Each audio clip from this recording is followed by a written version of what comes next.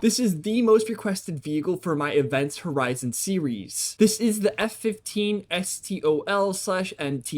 And if you aren't familiar with this series, basically I go over a really interesting vehicle and its history that I believe should come to Warthunder as an event vehicle. This F-15's name stands for F-15 Short Takeoff and Landing/Maneuver Technology Demonstrator. However, with that name, it's very unlikely that this vehicle will ever come to Warthunder because it's a tech demonstrator, not a prototype. But anyways, this vehicle's story starts in 1975 when sponsored programs studying two-dimensional thrust vectoring nozzles were started. In 1977, a system integration study of thrust vectoring, thrust reversing, and 2D nozzles on the F-15 began. This is where the pre-production F-15B with 2D nozzles in the early 1980s was created, and this is the predecessor to the STOL MTD program. And yes, I know it looks like it has two USB ports on the back of it. And then in 1984, the STOL/MTD experimental aircraft got its contract awarded. Then pitch vectoring, reversing nozzles, and canard foreplanes were fitted to the F-15 in 1988. Funny enough, the canard foreplanes were derived from the FA-18 stabilizers. So that's kind of like ripping your buddy's legs off and then using them as extra arms. And then in 1991, McDonnell Douglas ended its program after accomplishing their flight objectives. The vehicle demonstrated vectored takeoffs with rotation speeds as low as 42 miles per hour or 68 kilometers per hour, a 25% reduction in takeoff roll. The STOL landed on just 1,650 feet of runway or 500 meters, compared to the F-15s, which took 7,500 feet or 2,300 meters. It demonstrated thrust reversal in flight to produce rapid deceleration, and all of these objectives helped inform requirements for advanced tactical fighter programs, which resulted in the F-22. So personally, I think this would be an amazing event vehicle right after they announced that 5th generation fighters are coming to the game, since this vehicle kind of led to the development of the first 5th generation fighter, the F-22. Now moving on to the statistics of this vehicle, if it were to come to War Thunder, it is lacking a lot of them. Due to the date and time and the further use of the Pratt & Whitney 229 in the F-15 Active, the later iteration of the STOL, I believe it may get this engine with 79 kilonewtons of dry thrust and 129.7 kilonewtons with afterburner. And this vehicle had a reported top speed of around Mach 2 like every other F-15. However, this is pretty much everything we know about the F-15 STOL. We have no idea how agile it was, although it is described as super maneuverable only with 2D thrust vectoring and canards. And throughout its testing, it had no weaponry attached and it didn't even have a radar or a cannon. So to partially compensate, it could get access to AIM-9Ms, as well as a cannon pod underneath. And personally, I believe this vehicle might get placed at 13.0, kind of like a Mirage 4000 is, just due to its maneuverability and access to IRCCM missiles.